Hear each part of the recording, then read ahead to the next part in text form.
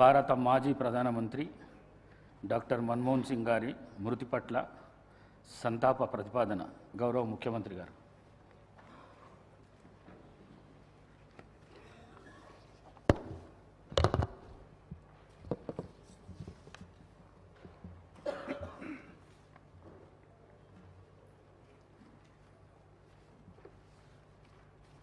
అధ్యక్ష,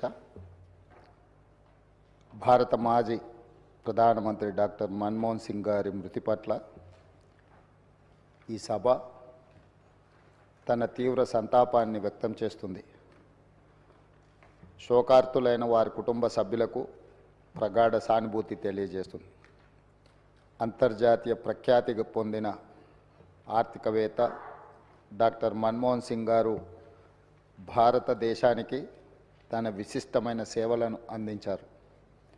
కేంద్ర ప్రభుత్వ ప్రధాన ఆర్థిక సలహాదారుగా, భారత రిజర్వ్ బ్యాంక్ గవర్నర్గా, ప్రణాళికా సంఘం డెప్యూటీ చైర్పర్సన్గా, కేంద్ర ఆర్థిక మంత్రిగా, భారత ప్రధానమంత్రిగా ఆయన వివిధ హోదాలలో తన సేవలను ఈ దేశానికి అందించారు. డాక్టర్ మన్మోహన్ సింగ్ గారు మన దేశంలో ఆర్థిక సంస్కరణలను రూపశిల్పి.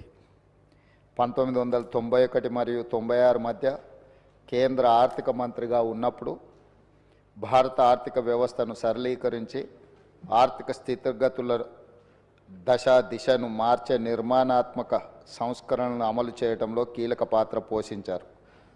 ప్రపంచీకరణ, సరళీకరణ, ప్రైవేటీకరణ విధానాలతో అంతర్జాతీయ స్థాయిలో భారత ఆర్థిక వ్యవస్థను సుస్థిరంగా నిలబడేలా చేయగలిగారు. 2004 మరియు 2014 మధ్య భారత ప్రధానమంత్రిగా ఉన్న మన్మోహన్ సింగ్ గారు తన పదవీ కాలంలో ఎన్నో చారిత్రాత్మకమైన సామాజిక కార్యక్రమాలకు శ్రీకారం చుట్టారు. కూలీలకు ఉపాధి కల్పించే మహాత్మా గాంధీ జాతీయ గ్రామీణ ఉపాధి హామీ చట్టం, పరిపాలనలో పారదర్శకతను చాటి చెప్పే సమాచార హక్కు చట్టం, ప్రజారోగ్యానికి ప్రాధాన్యం ఇచ్చిన జాతీయ గ్రామీణ ఆరోగ్య మిషన్ ప్రారంభించారు.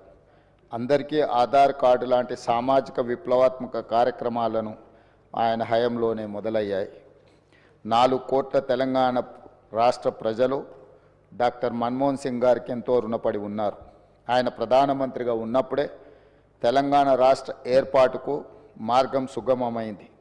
2014లో ఆంధ్రప్రదేశ్ రాష్ట్ర పునర్వ్యవస్థీకరణ చట్టాన్ని పార్లమెంట్ ఆమోదించింది. ఎన్నో ఏండ్ల పోరాటం ఫలించి తెలంగాణ రాష్ట్రం ఏర్పడింది.